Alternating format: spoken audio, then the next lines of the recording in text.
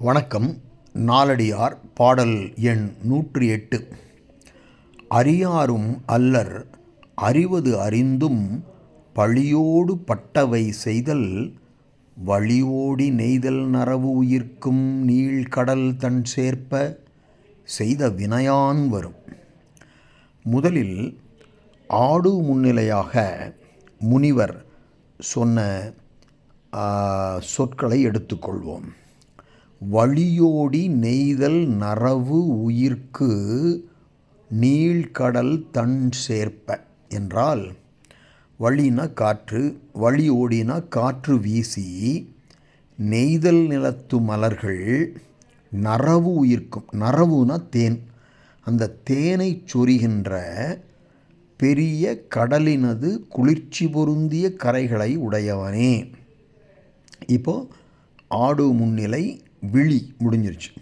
இப்போ தான் அடுத்தது இந்த பாடலில் சொல்லக்கூடிய கருத்துக்கள் வருகின்றன.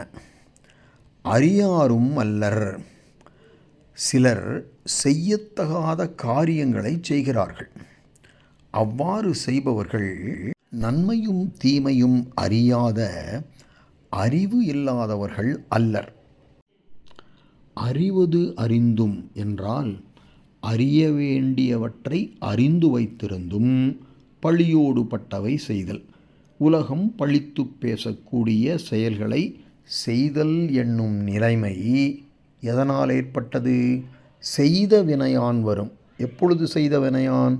முற்பிறப்பில் செய்த தீவினையின் பயனாக வரும் என்பது ஜைன முனிவருடைய கருத்து.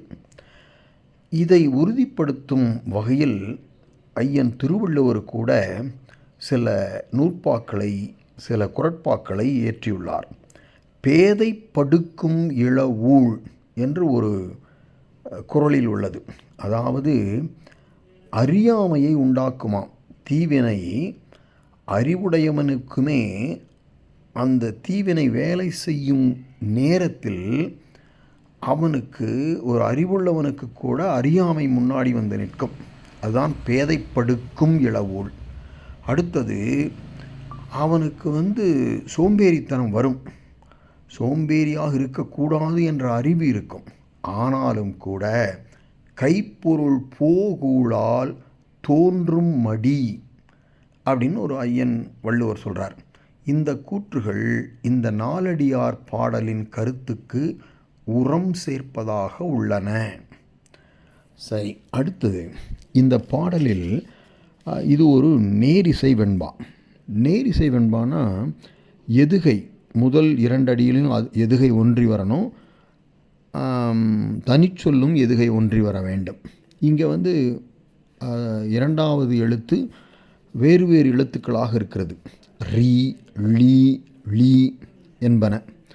ஆனால் இந்த 3 எழுத்துக்களிலும் ஏறி வந்த உயிர் ஒன்றி வருகிறது. அதாவது இகரம்தான் அங்கே இருக்கிற மெய்யின் மேல் ஏறி வந்துள்ளது. அதனால் இந்த பாடல் உயிர் எதுகை அமைந்த நேரிசை வெண்பா என்று சொன்னால் அது பொருத்தமானதாக இருக்கும்.